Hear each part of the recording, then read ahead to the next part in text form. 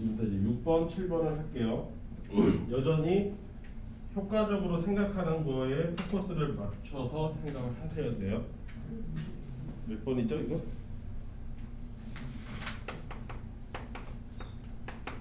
필수제 6번은 색칠하기인데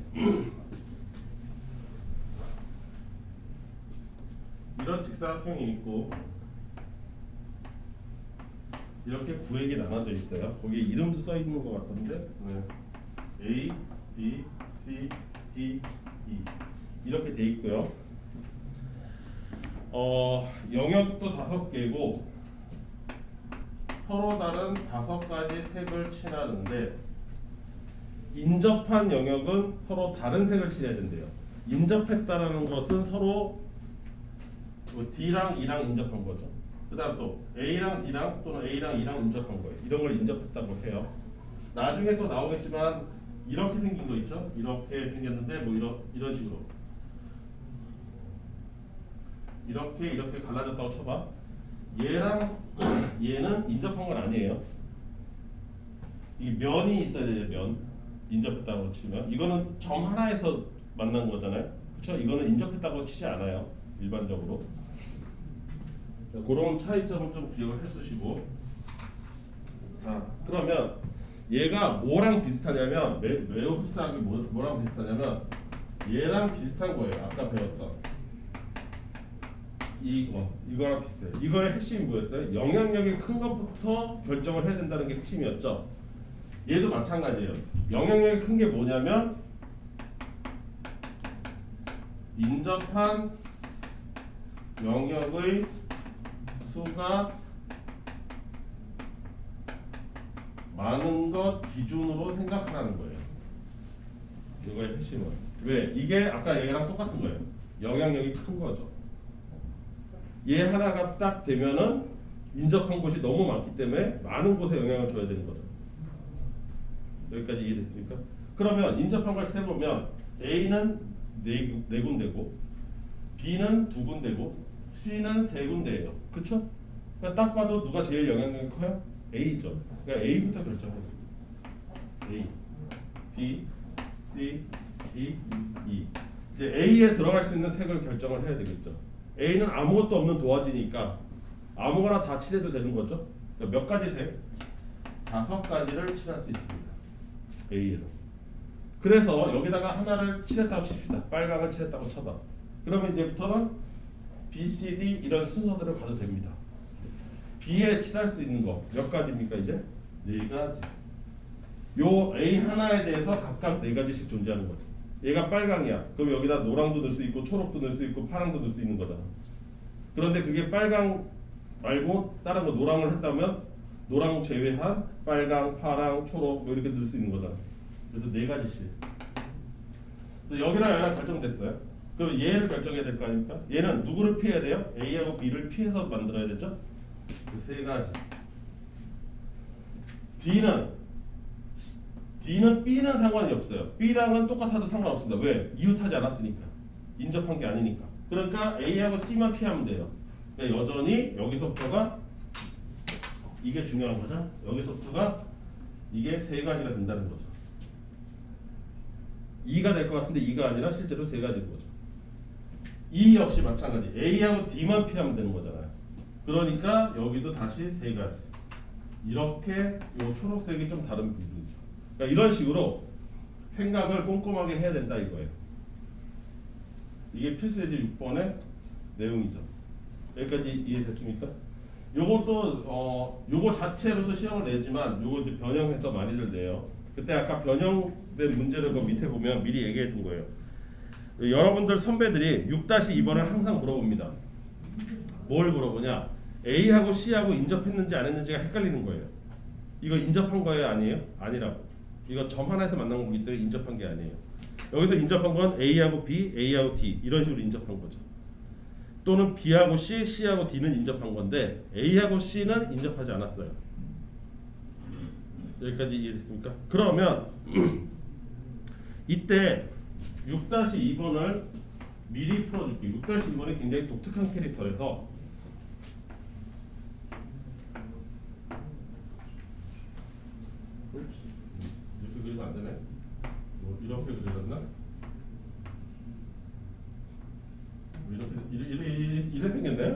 비슷한 게 A 뭐야? B, C, D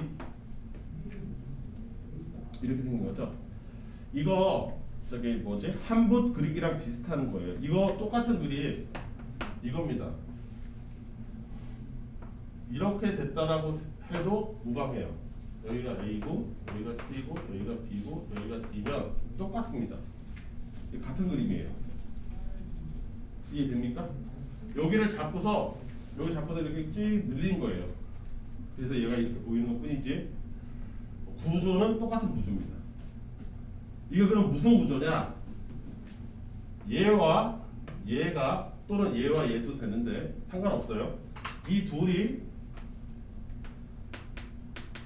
대칭을 이루는 구조예요. 이것 꼭 기억을 해야 돼요. 이게 대칭을 이룰 때는 우리가 반드시 뭐를 고려를 해야지 되냐면 이게 대칭이 이루어졌다. 서로가 마주보고 있는 구조다. 라고 했을 때는 두 가지로 나눠야 됩니다.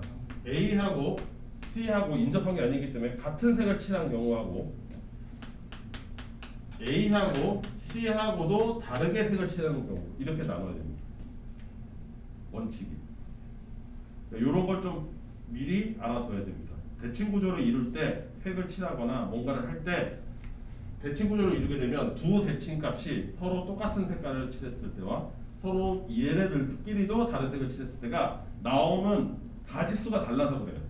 실제로 해보면 한번 해볼까요? 이 경우라면 A하고 C하고는 사실상 같은 몸이기 때문에 이렇게 하나로 칠게요. 그러면 B 그 다음에 D 이렇게 있겠죠.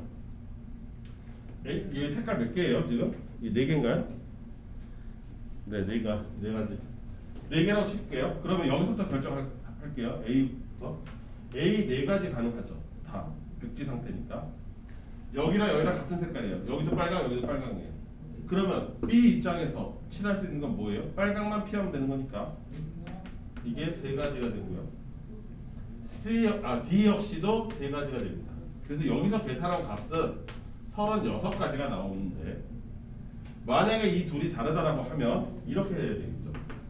A, C, B, D 이런 식으로 만약에 구한다고 치면 A의 네 가지가 되고 C는 A하고 다른 색을 칠해야 되기로 약속한 거기 때문에 여기가 세 가지가 됩니다. 그러면 B가 두 가지가 돼요. 왜? 얘랑 달라야 되니까. C도 D도 마찬가지로 두 가지. 그래서 여기서는 얼마죠?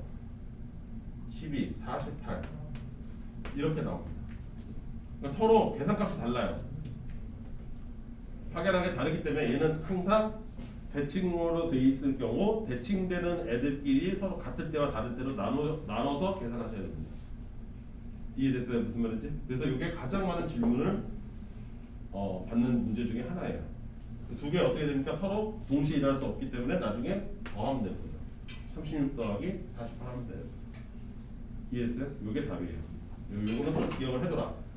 색칠 칠하기에서 대칭 구조로 되어 있는 애들은 좀 조심해야 된다. 그 외에는 뭐부터 챙긴다? 인접한 곳이 가장 많은 것부터 챙긴다. 이해됐죠?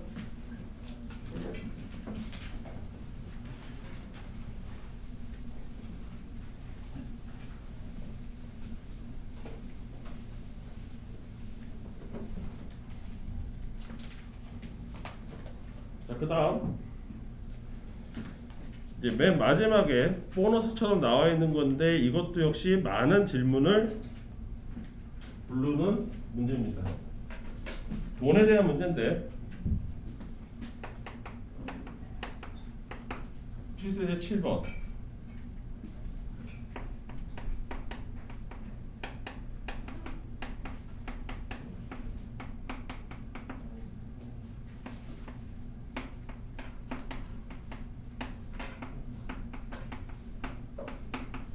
이게 뭔 차이냐라고 이제 이 차이가 이해가 안 돼서 질문한 경우가 태반입니다.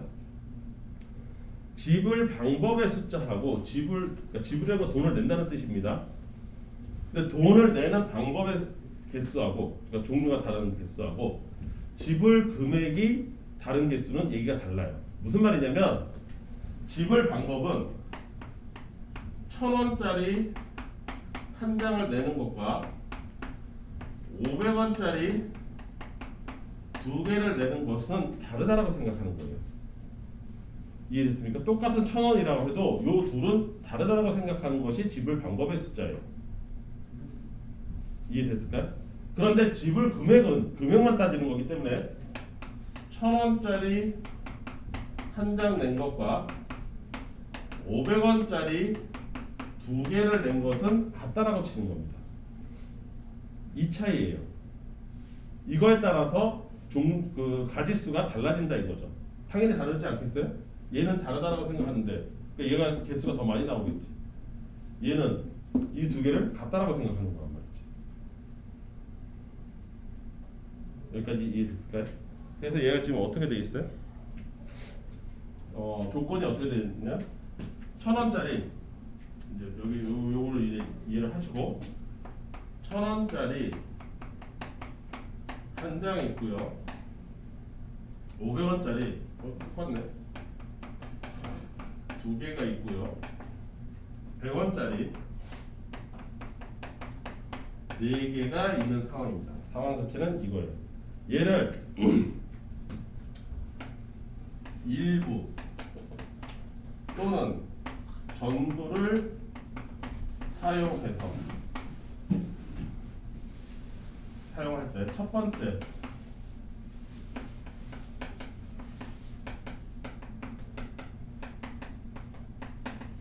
지불 방법의 숫자는 어떻게 되느냐 이거죠. 여기까지 이해됐습니까? 지불 방법의 숫자. 그럼 잘 생각해 보세요. 조금만 더 천천히 생각해 보면 얘는 이렇게 생각할 수 있어요. 지불 방법의 수는 1,000원짜리 기준으로 1,000원을 내느냐 또는 안 내느냐 이런 차이죠. 이해됐어요? 1,000원짜리 낼 거냐 말 거냐 두 종류가 있잖아요. 그쵸? 그럼 500원짜리도 마찬가지죠. 낼 거냐 안 낼 거냐? 낸다면 500원짜리 두 개니까 한 개 낼 거냐 두 개 낼 거냐. 따라서 이런 생각을 한다고 치면 1,000원짜리 500원짜리 100원짜리 입장에서 방법의 가지수가 떠오를 거예요. 얘는 안 내냐 내냐 둘 중 하나죠. 한 개밖에 없으니까. 그쵸? 그러니까 얘 두 가지. 여기까지 이해됐습니까? 얘는 500원짜리는 두 개니까 안 낼 거냐 하나 낼 거냐 두 개 낼 거냐. 몇 가지? 세 가지. 각각이니까 곱해야 되겠죠. 100원짜리 입장에서는 안 낼 거냐 하나 낼 거냐 해서 네 개 낼 거냐까지 존재하는 거죠. 그럼 총 5가지. 이런 일이 벌어지는 거죠. 여기까지 이해됐습니까? 이때 조심해야 될 건 이게 끝이 아닙니다. 진짜 조심해야 될 거는 이 방법 안에는 뭐가 있냐면 1,000원짜리도 안 내고 500원짜리도 안 내고 100원짜리도 하나도 안 내는 놈이 섞여 있어요. 그렇잖아요. 얘도 안 낸다 하나 낸다 안 낸다 하나 낸다 두 개 낸다 이거잖아. 그러니까 여기 안 낸다가 있단 말이야. 여기도 안 낸다 하나 낸다 두 개 낸다 세 개 낸다 네 개 낸다 여기도 안 낸다가 있단 말이지. 그러면 얘도 안 내고 얘도 안 내고 얘도 안 내는 것도 이 안에 있는 거잖아. 그럼 나는 낸 게 아니잖아. 근데 여기서 지불 방법의 수라고 그랬으니까 그거는 제외해야죠. 그래서 여기서 빼기 1을 해야 된다는 게 중요한 거예요. 이거는 아무것도 안 낸 거예요. 그러니까 실제로는 빼줘야죠. 이해됐어요? 그럼 여기가 빵, 여기가 빵, 여기 하나다 그러면 100원 낸 거고요. 빵, 빵, 여기 4개 냈다 그러면 400원 낸 거고요. 이렇게 되는 거죠. 또는 얘가 하나, 얘 빵, 얘 하나. 그러면 어떻게 돼? 1,100원 낸 거죠. 그런 식으로 개수를 세는 건데 그게 이제 몇 개예요? 이게 그죠? 30가지인데 그 안에는 아무것도 안 되는 게 하나 있어서 실제 답은 29가지가 가능합니다. 이렇게 되겠죠. 여기까지 이해됐어요? 요거 1 들어가는 거 꼭 조심해라. 아무것도 안 되는 게 하나 껴 있다. 두 번째, 자리를 너무 아래쪽에다 잡았네.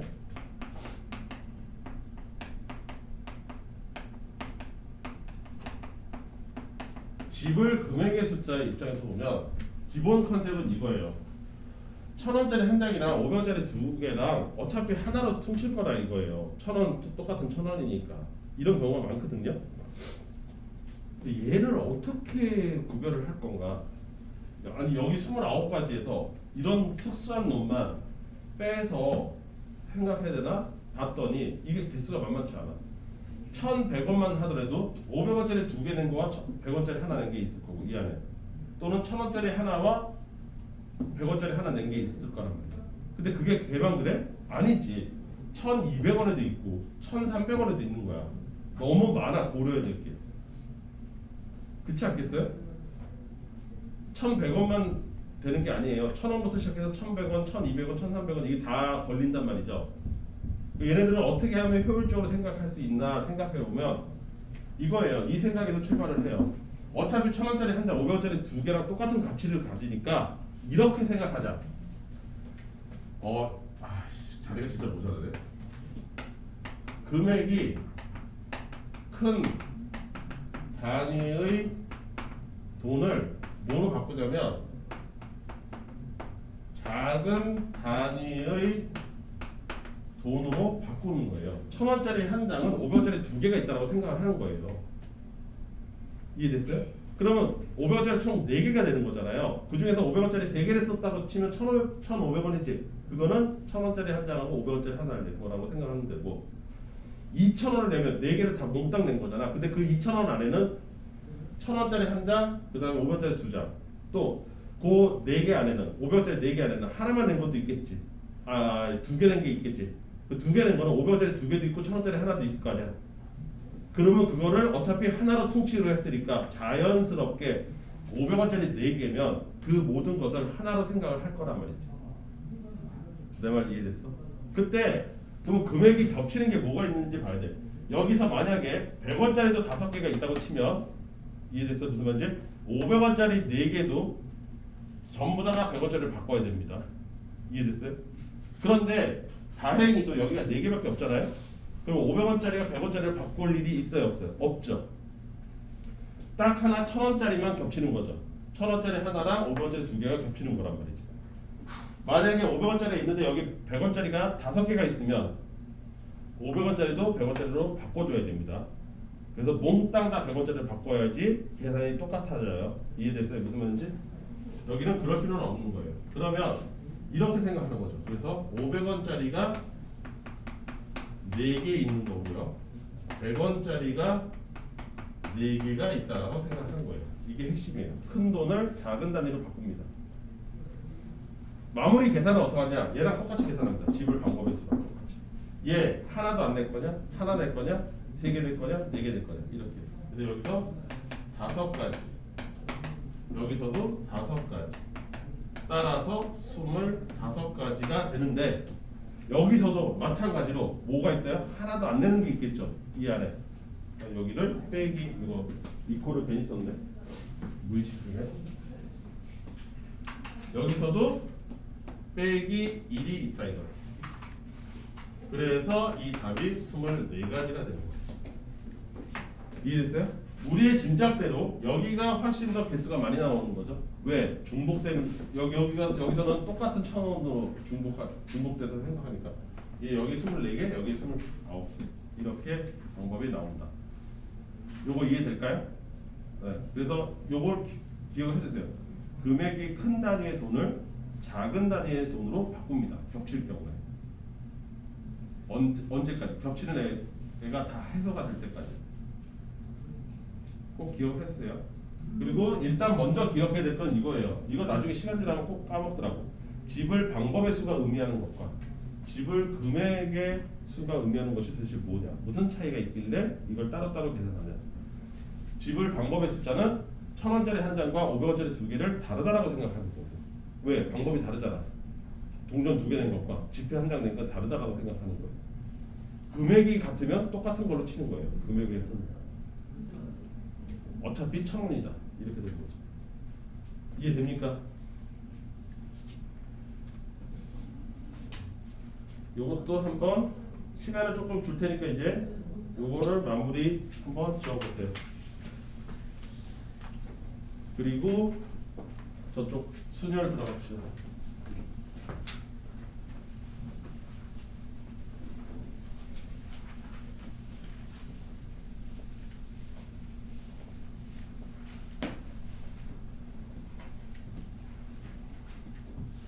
시간 여유가 되는 사람들은 그 밑에 다른 문제 있죠? 더 있잖아요, 문제? 이것도 한번 도전해 보세요. 한 개씩만 푸는 게 아니라.